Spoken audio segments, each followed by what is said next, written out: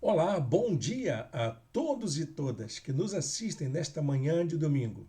Aqui é o pastor Irênio Silveira Chaves para poder compartilhar com você o estudo da Palavra de Deus em nosso programa de estudo bíblico à distância. É a maneira como a nossa igreja, a Igreja Batista da Orla Oceânica, tem realizado os estudos bíblicos já há algum tempo. E é para nós um privilégio poder oferecer a você um conteúdo que tem feito bem a tantas pessoas e nós esperamos que também faça bem para você. Nós estamos seguindo a série de estudos sobre a primeira carta de Paulo aos Coríntios. O nome dessa sequência de estudos que estamos utilizando é Igreja para Todos, ou Igreja para Hoje. Igreja para Hoje. E esse tema tem nos ajudado a refletir um pouco sobre o que é ser igreja, o que nós podemos fazer para tornar a nossa igreja mais relevante. Fique conosco até o final destas aulas, porque eu tenho certeza que vai ajudar você a ter uma visão mais ampla sobre o trabalho da igreja e do reino de Deus. Também esse estudo não vai ser um estudo breve, ele vai demorar algum tempinho. Nós estamos calculando chegar até o segundo domingo de novembro, com 14 semanas de aulas seguidas para a glória do nosso Deus. Então, firme aí na sua perseverança. Vamos juntos, vamos juntas estudar a palavra de Deus, seguir Jesus, estudando a palavra de Deus. Vou colocar aqui a nossa apresentação de hoje. Como você já sabe, é assim que fazemos os nossos estudos aqui na igreja, através do material visual que temos aqui do nosso Data Show e também através da apostila que está disponibilizada em nosso blog. Você pode ter acesso a ela gratuitamente aqui no link que está posto aqui embaixo. Você vai conseguir ver direitinho e poder acessar com facilidade. Bom, gente, hoje nós estamos na terceira aula, é a nossa terceira aula. Mas como nós tivemos uma introdução, esse será o segundo tema relativo ao capítulo 2 da carta aos Coríntios.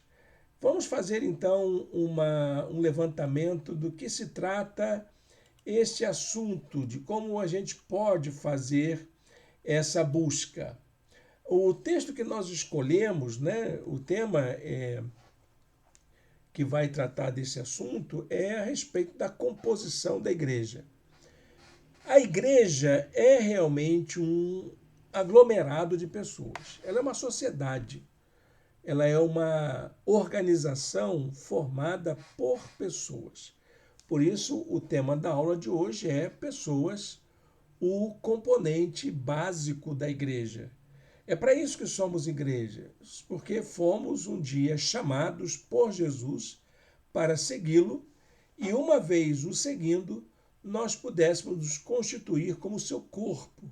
E o corpo de Cristo é o ajuntamento, o colegiado das pessoas. Igreja é povo, igreja é gente. Olha, gente, isso é bem batista, né? Isso é bem dos nossos costumes batistas. Igreja não é templo, igreja não é organização, igreja é povo, igreja é gente. É isso que é igreja. Quando você passa em frente a um templo, aí você, essa igreja é a fulana de tal. Eu disse, não, ela tem esse nome, até por ser nossa igreja, por exemplo, tem o nome de Igreja Batista da Orla Oceânica. Estamos num determinado espaço com o nosso local de reuniões, mas nós não somos o espaço, nós somos as pessoas. E as pessoas podem se reunir de diversas formas, de diversos modos, Pode ter espaço, pode não ter espaço, pode ser numa casa, pode ser num clube, pode ser numa esquina, debaixo de uma árvore, não faz diferença alguma para nós como Igreja de Jesus. Tem igreja que preserva aquelas marcas, aqueles símbolos, aquelas coisas, precisa do lugar santo, sagrado, abençoado, com altar, com todos os instrumentos, mas não é a Igreja Batista. A Igreja Batista não é isso e nós nos ajustamos à nossa realidade. Nós estamos vivendo isso na nossa igreja, estamos assistindo a isso na nossa igreja nos dias atuais. Mas não é por causa disso que a gente está falando, não é porque Paulo fala sobre isso na carta dele. Para a gente aquecer nossas turbinas, vamos ao versículo introdutório de hoje.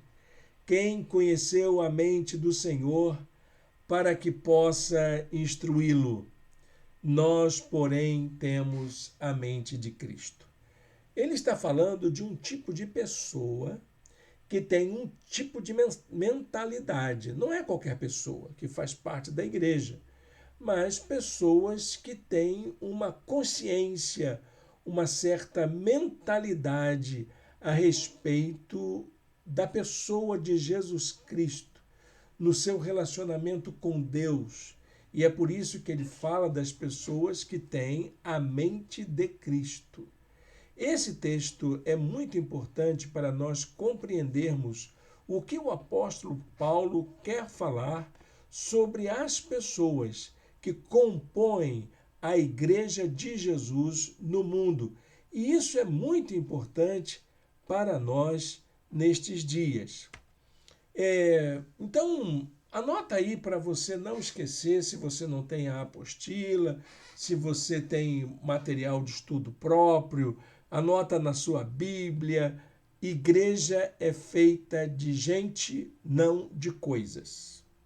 É isso que é a igreja. A igreja é feita de pessoas, de gente, de população, de seres humanos. É isso que a igreja é formada. As coisas não, ela pode ter até uma boa bancada, pode ter um bom púlpito, uma boa banda, né? Ela pode ter aí uma boa construção, um bom edifício, mas isso não faz a igreja. A igreja não é isso. A igreja ela pode até se tornar proprietária, porque as pessoas que compõem a igreja podem se organizar juridicamente, formar uma organização, mas a igreja não é isso também.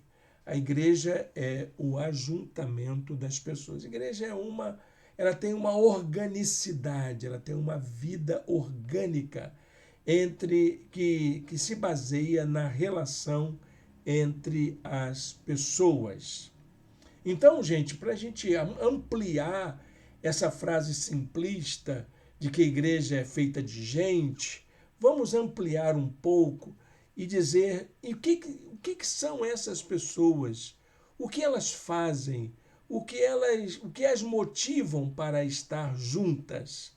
Então, a igreja é a comunidade de pessoas que foram alcançadas pela graça e que, por essa razão, assumem diante de Deus a responsabilidade de cuidar do mundo perdido.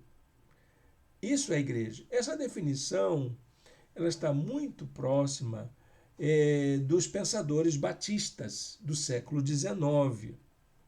Inclusive, muitos desenvolveram concepções eclesiológicas muito próximas dessa ideia. Isso é a essência do que o Novo Testamento nos apresenta. Bom, você pode argumentar o seguinte, mas Irênio, na época do Novo Testamento, não tinha Constituição brasileira, não tinha Código Civil, não tinha necessidade de direito de propriedade, tinha aquele negócio do direito de propriedade, ter uma escritura, não tinha nada disso. Então as igrejas eram mais flexíveis, era mais fácil para você se organizar. Hoje não, hoje você tem que criar uma série de procedimentos, ter alvará para a instalação do espaço, e tem aquele problema da segurança, dos impactos para que as pessoas se sintam mais confortáveis e que haja um ambiente mais saudável, sanitário, para que as pessoas se reúnam. Hoje é bem mais complexa a questão da organização da igreja. Mas, gente, isso não muda a realidade primeira, que é o fato de que a igreja é formada pelas pessoas que foram alcançadas pela graça. Então, vem a primeira pergunta: qualquer pessoa pode se constituir igreja? Não, nem todas as pessoas estão aptas a tomarem parte da igreja. Somente aquelas pessoas que foram alcançadas pela graça, que responderam sim ao convite amoroso de Jesus e querem seguir os seus ensinos. Não é uma igreja aberta a todos e todas. É um equívoco pensar nisso. Uma vez, uma pessoa estava reclamando que a igreja estava com as portas fechadas. Gente, a igreja nunca está com as portas fechadas. Pode ser que a porta do templo, a porta do espaço, do auditório esteja fechada, mas a igreja nunca está fechada, porque o acesso à igreja é o acesso às pessoas. Quando você quer ter acesso a Jesus, a sua mensagem, você não precisa ir a um espaço, você precisa encontrar-se com as pessoas que falam desse amor de Jesus, que vivem o ensino de Jesus, porque são pessoas que foram alcançadas pela graça, são pessoas transformadas pela fé em Jesus. E é isso que faz delas pessoas aptas a assumirem determinadas responsabilidades perante Deus e perante o mundo. São pessoas que vão cuidar de um mundo sofrido que precisa ouvir a mensagem salvadora do Evangelho. Espero que tenha ficado claro para você, mas se você tiver dúvida quanto a isso, pode colocar aí no comentário a sua dúvida. Eu vou tentar responder a você, eu vou tentar te ajudar aí a entender melhor, e pode ser até que eu esteja equivocado na minha maneira de pensar, e você pode colocar a sua posição, que eu vou procurar rever os meus conceitos, quem sabe aí me manifestar posteriormente. Mas essa posição que eu estou apresentando para vocês foi a que me trouxe para a Igreja Batista. Eu fiz uma trajetória pela Igreja Católica, pela Igreja Pentecostal e pelas igrejas institucionalizadas. E a Igreja Batista me pareceu que tinha uma posição mais coerente em relação ao papel da Igreja de Jesus, como esta igreja que existe para congregar pessoas, ou existe como resultado da associação de pessoas que tiveram um encontro com Jesus. Então, essa realidade da igreja expõe os limites que ela tem. Porque se é uma igreja de pessoas, ela não tem todo o poder do mundo. Ela não é poderosa. Ela não tem o poder de interferir na conduta das pessoas. Ela não tem o poder de estabelecer leis morais para uma sociedade. Ela não tem poder para se vincular a uma estrutura política do Estado, do município, não é, para poder interferir nas decisões públicas. O que ela pode fazer, no máximo, é se colocar diante daquele que é todo-poderoso, que é Deus. E é Ele quem coloca no coração da gente, pelo seu Espírito Santo, a mensagem da sua sabedoria para ser transmitida a homens e mulheres em todo o tempo, a fim de que elas, tomando posse dessa consciência, desse mover do Espírito, possa conduzir livremente as suas condutas. Está vendo como é que é mais fácil? É muito mais simples, não é? Em vez de vocês dizer, eu vou mandar porque a igreja vai fazer, a igreja pode. Não, a igreja não pode. A igreja não tem esse poder. Esta realidade da igreja expõe a limitação pessoal. Nós somos limitados. Quem pode é Deus.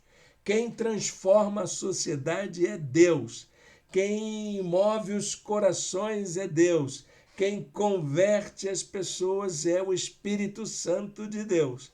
Não somos nós. Nós somos instrumentos que o Senhor vai utilizar, colocando no coração da gente a mensagem, primeiramente para ser vivida e posteriormente para ser proclamada. Por isso, a mensagem da igreja não se baseia em nenhuma sabedoria humana, nem a minha. Que fique bem claro, né? O apóstolo Paulo fala isso, né? 1 Coríntios capítulo 2, versos 4 e 5. Minha mensagem e minha pregação não consistiram de palavras persuasivas de sabedoria, mas consistiram de demonstração do poder do Espírito, para que a fé que vocês têm não se baseasse na sabedoria humana, mas no poder de Deus. Paulo está consciente de que ele está falando algo que Deus colocou no coração dele.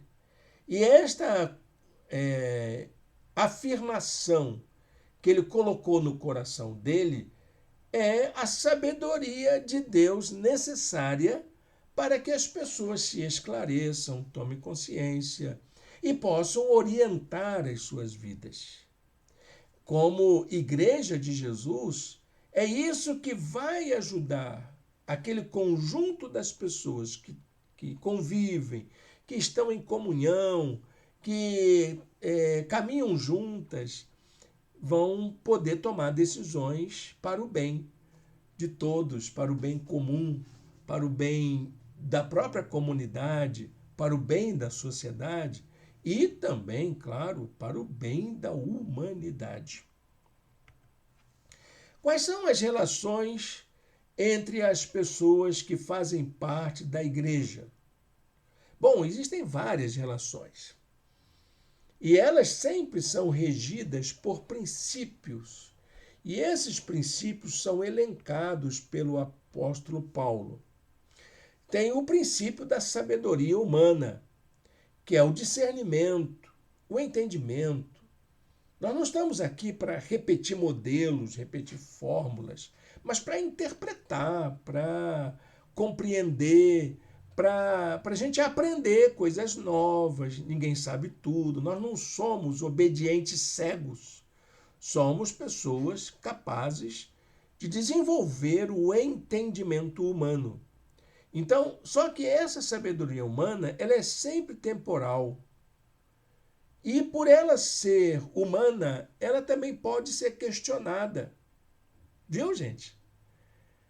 Não tem nenhuma autoridade na igreja capaz de ser dona da verdade. Porque a sabedoria humana que rege a vida da igreja, ela é temporal, provisória, ela pode ser questionada sim. Vocês podem me questionar, vocês podem questionar qualquer um. E olha, eu digo mesmo, apesar de não ser da minha confissão religiosa, pode questionar o Papa também, não tem problema nenhum. Pode questionar o guru, o pai de santo, pode questionar tudo enquanto é líder religioso. Que é isso, porque existe essa sabedoria temporal e humana. E outro fato importante, esta sabedoria humana pode ser atualizada, revista. Eu posso colocar coisas aqui e rever meus conceitos. Eu já mudei tanto das minhas ideias, já mudei tanto dos meus comportamentos, das minhas atitudes. Olha, gente, eu já fui mais moralista, já fui até fundamentalista. Mas, graças a Deus, a gente vai mudando, a gente vai aprendendo, vai lendo, vai se informando e vai criando novas condições da gente lidar com as pessoas, com o conhecimento. Então, a sabedoria humana, ela é provisória, pode ser questionada e deve ser atualizada. Pastores, líderes, professores de escola dominical, de seminários que não se atualizam são uma tragédia em suas igrejas. Falei difícil? Não, né? Acho que não é. Dizer que são uma tragédia é uma espécie de uma forçação de barra, mas que são pessoas complicadas e que fica muito difícil lidar com elas, isso é verdade. É muito verdade. Bom, gente, há também a sabedoria divina. Essa sim, essa é imutável, essa é eterna. Essa sabedoria, ela está dada a todos nós. Mas só que ela é como se fosse um mistério. Um mistério que precisa ser descortinado ou revelado. Revelado pela graça, por meio da ação do Espírito Santo, que concede a gente o dom do entendimento para a gente poder discernir. Esse discernimento mesmo que eu acabei de falar, que é temporal, que é provisório, que pode ser questionado e pode ser atualizado. Mas a sabedoria de Deus, essa é eterna, que comporta esse mistério, que cabe a nós, sensíveis à ação do Espírito Santo, discernir. Paulo fala isso com muita clareza, muita clareza. E nessa forma de construir entendimento, nós temos 3 tipos de pessoas que compõem a igreja ou que frequentam a igreja. Muitas vezes não são nem membros, mas são participantes, são cooperadores. Eu costumo chamar de agregados, né? A nossa igreja tem um hall de membros e um hall de frequentadores, que são os agregados da igreja, esses frequentadores que são importantes para nós, são pessoas que nós amamos e são pessoas que nos ajudam muitas vezes, que atuam conosco e são importantes para nós. Paulo alistava então 3 tipos de pessoas. O primeiro tipo de pessoa ele chamava de pessoas naturais. São aquelas pessoas que só conseguem entender o mistério divino a partir de uma lógica dualista.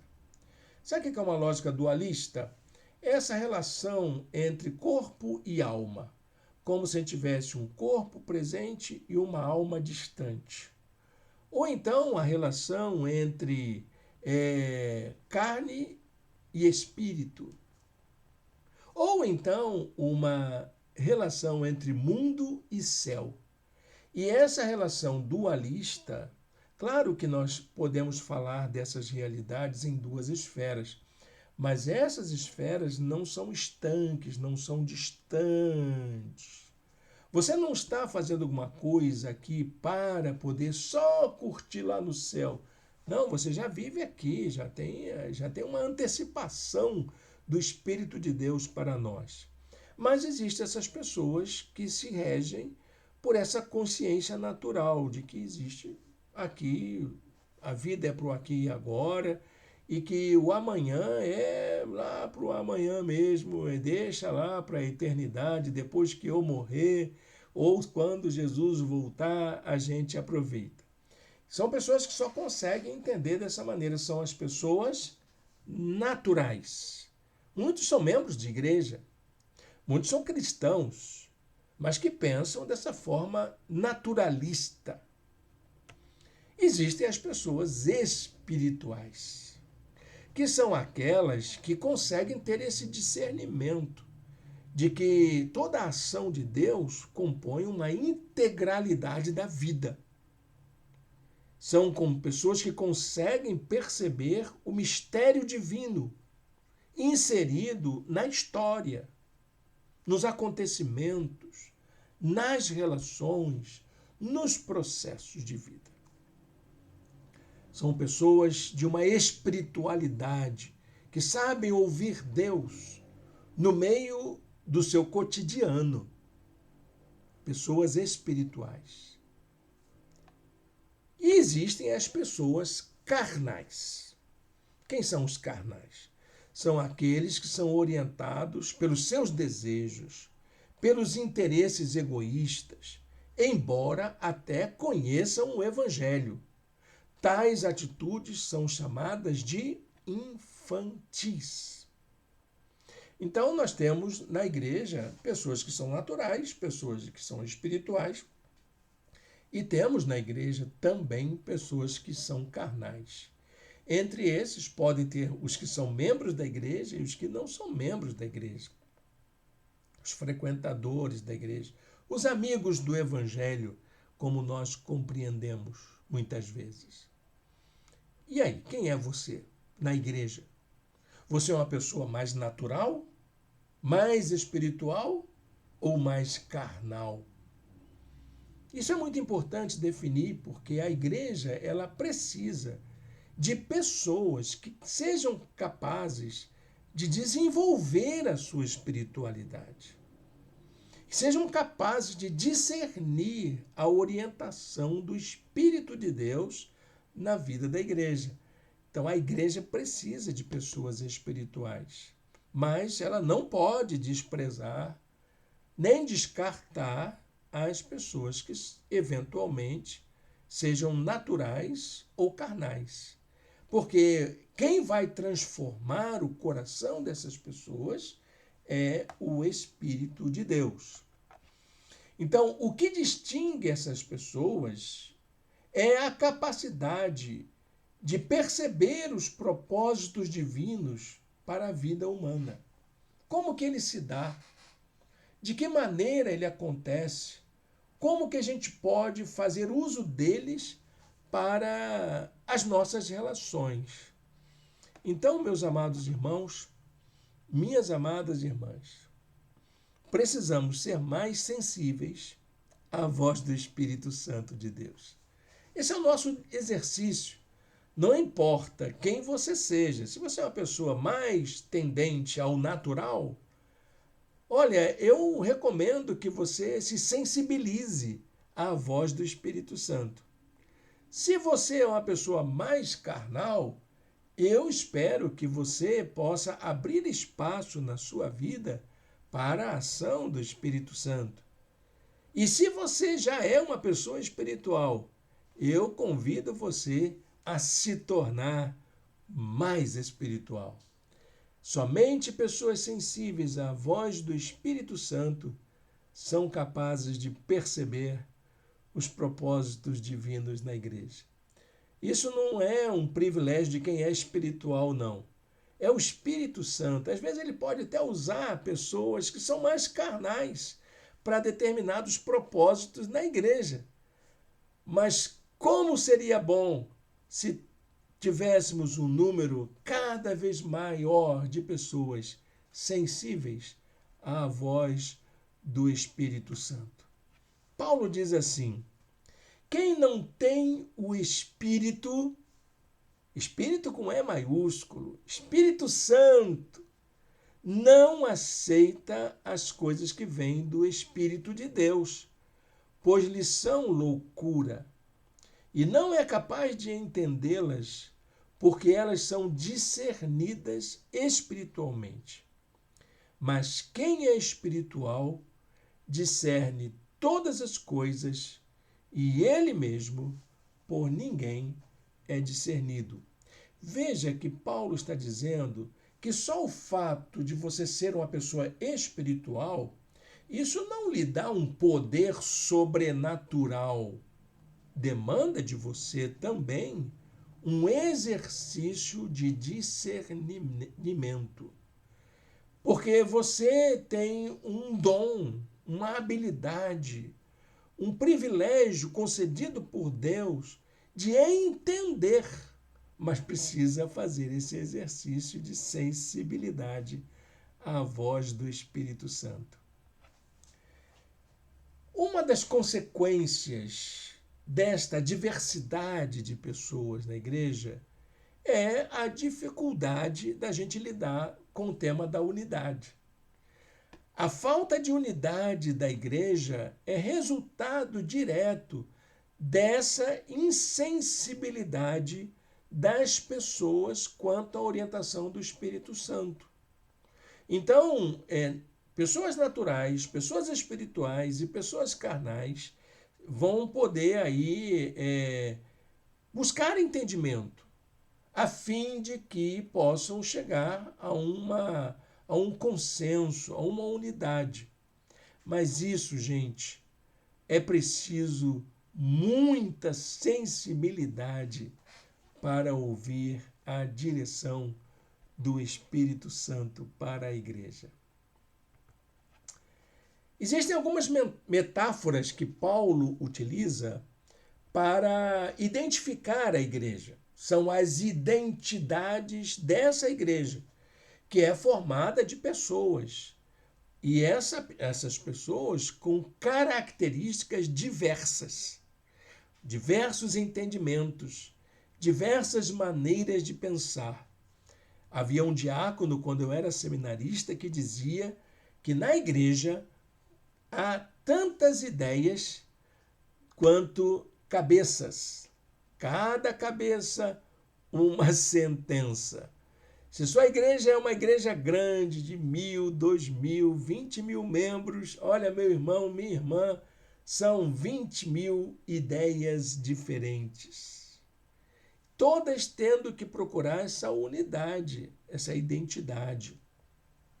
Como é que a gente faz isso? Aí tem as metáforas. Paulo diz que essa diversidade de pessoas que compõem a igreja são chamadas de cooperadores de Deus.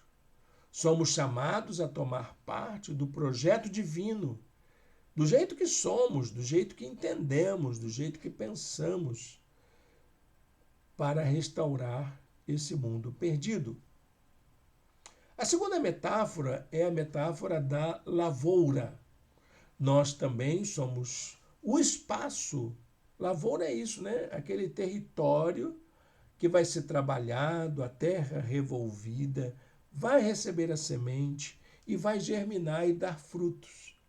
Somos nós, a lavoura de Deus, as pessoas que compõem da igreja. Seja você natural, carnal, espiritual, você é lavoura de Deus, assim como é cooperador de Deus.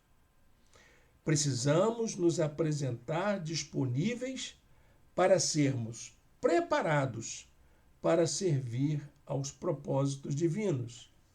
E também somos santuário, ou como diz a Santa Teresa, morada de Deus. Nossa morada interior é onde Deus habita. É o espaço onde Deus vai habitar para poder agir no mundo. Então, a ideia do santuário é exatamente isso. Somos a habitação do Espírito de Deus. Devemos construir nossa vida de tal modo que sirva para a adoração a Deus. Seja como cooperador, seja como lavoura, seja como santuário, Deus conta conosco. Ele quer a nossa parceria. Ele quer ter liberdade sobre nós. E Ele quer habitar conosco. Entenda isso. A sua vida é espaço para a ação de Deus. Deus nos chama para sermos seus cooperadores, para sermos sua lavoura e para sermos sermos o seu santuário. Então veja como é que Paulo diz: pois nós somos cooperadores de Deus, vocês são lavoura de Deus e edifício de Deus. Você entendeu? É isso que você é. Que maravilha, né? Cada membro da igreja, cada umzinho, é cooperador de Deus, é lavoura de Deus, é edifício de Deus. Para quê? Para auxiliar, ser um parceiro de Deus na obra restauradora do mundo, para ser um espaço onde Deus vai trabalhar, plantar a semente, germinar frutos para a sua glória e para ser a habitação dele no mundo. Como é que Deus age no mundo? Através da gente, através de mim e através de você. Então, a igreja para hoje, a igreja que ela precisa ser reconhecida hoje, ela tem que resgatar essa identidade de pessoa, de ser um grupo de pessoas guiadas pelo Espírito de Deus. Esse grupo de pessoas formada por cooperadores de Deus.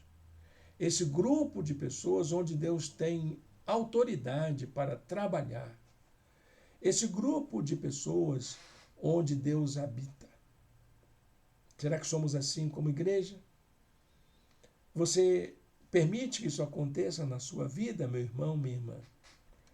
Então, eu queria fazer a seguinte pergunta, para a gente fazer uma aplicação prática aqui para a gente. O que deve orientar a vida das pessoas no âmbito da igreja? Bom, eu queria apresentar 3 ações que precisamos cuidar para que a gente possa ser uma igreja onde as pessoas sejam o nosso maior capital, o nosso ativo mais valioso.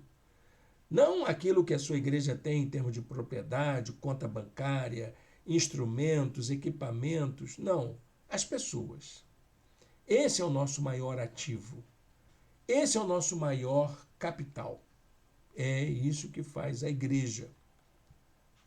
Em primeiro lugar, nós precisamos, como pessoas que compõem a igreja, desenvolver a mente de Cristo, ter a mente de Cristo. O que significa isso? É ser uma pessoa que se opõe frontalmente à mente que não é de Cristo, que é a mentalidade do mundo. A mente de Cristo não é regida pelos mesmos valores que a mentalidade do mundo. A mentalidade do mundo é consumista, é egoísta, interesseira, fragmentada. A mente de Cristo, ela busca unidade. Ela busca altruísmo. Ela busca doação, gratitude, a disposição de colocar-se a serviço do bem comum. Paulo diz assim: nós, porém, temos o quê? A mente do mundo? Não. Nós temos a mente de Cristo. É isso que deve marcar a vida das pessoas que compõem a igreja. Em segundo lugar, nós precisamos fazer de Cristo o fundamento da nossa vida, da nossa crença, das nossas ações, da autoridade que atua sobre nós. Um fato interessante é que a igreja ela não se baseia numa estrutura, numa autoridade humana, numa hierarquia. A igreja se realiza numa pessoa. E essa pessoa é que é o nosso exemplo de vida, o nosso paradigma. Quem é essa pessoa? É Jesus Cristo. Então, meus irmãos, minhas irmãs, a essência e o centro da mensagem da igreja ao mundo não está em uma formulação moral, nem intelectual, mas numa pessoa e seu exemplo de compaixão por pessoas perdidas. Não é a nossa inteligência, nosso poder de decisão, mas é a nossa relação com Cristo que está à frente. É Cristo quem nos orienta a amar como Ele amou, a agir como Ele agiu, a se preocupar com as coisas que Ele se preocupou. É isso que nós precisamos fazer. Paulo diz: porque ninguém pode colocar outro alicerce além do que já está posto, que é Jesus Cristo. Nenhum dogma, nenhum princípio, nenhuma hierarquia, nenhuma estrutura é maior do que Cristo. É Cristo que faz com que a gente seja a igreja dele no mundo. E em terceiro lugar, nós precisamos também nos envolver integralmente com a vida toda. Precisamos colocar tudo aquilo que somos, todos os nossos anseios, todas as nossas potencialidades a serviço do reino de Deus. A mensagem do Evangelho não visa a salvação da pessoa no mundo além. Ela visa transformar a realidade integral de nossa condição humana. Quando a gente entrega a nossa vida a Cristo, a gente não departamentaliza a vida. Diz: olha, eu vou deixar essa parte aqui para a fé e essa outra parte aqui para mim. Eu vou viver o agora, porque a fé será vivida no futuro, lá na eternidade. Então, se eu creio em Jesus, meu lugarzinho no céu está garantido. Eu posso viver tranquilo, fazendo o que eu quiser, que vai dar tudo certo. Não é isso que Jesus ensinou. Ele nos chamou para um compromisso integral, para colocarmos a nossa vida por inteiro. Os hebreus antigos, na literatura sapiencial, diziam assim: filho meu, dá-me o teu coração. Por que o coração? Porque se você arrancar o coração de você, a sua vida acaba. O Senhor não quer um pedaço da sua vida, só os seus olhos, só os seus ouvidos, só a sua boca ou só as suas mãos. Ele quer sua vida por inteiro. Ele quer que você esteja integralmente envolvido pelo amor dele, pela graça dele. Paulo diz assim: porque todas as coisas são de vocês, tudo é de vocês, e vocês são de Cristo, e Cristo de Deus. É isso que nós somos. Somos pertencentes ao Senhor. Quando nós entregamos nossa vida a Cristo, tudo é dele, tudo. E ele nos dá o privilégio de desfrutarmos de coisas expressivas que são para o bem da nossa vida. Para você pensar, para a gente terminar a nossa aula de hoje, e você sair desse encontro da gente pensando: somente quando estamos abertos a acolher o amor divino, somos capazes de compreender o propósito de Deus para nós como pessoas. Porque nós, como pessoas, é que fazemos a igreja. Então, se eu quero saber qual é o meu lugar nessa igreja, nessa comunidade, nessa vida de comunhão, eu preciso primeiro compreender o quanto Deus me ama. E olha que Ele nos ama muito. Eu tiro por mim que alguém para se importar com alguém como eu somente por muito me amar. Você não acha que é com você assim também? Vou deixar esse versículo para você durante a semana, pensar e a gente se encontrar na nossa próxima aula. Eu gosto muito desse texto. Esse texto orienta a minha vida. Ele serve de base para mim. Todavia, como está escrito, olho nenhum viu, ouvido nenhum ouviu, mente nenhuma imaginou o que Deus preparou para aqueles que o amam. Amém? Deus tem grandes coisas preparadas para nós. Exatamente porque Ele nos ama e Ele não está feliz com essa maneira da gente viver no mundo de hoje. Ele tem algo muito melhor preparado para todos nós. Amém? Feche seus olhos, fale com Deus.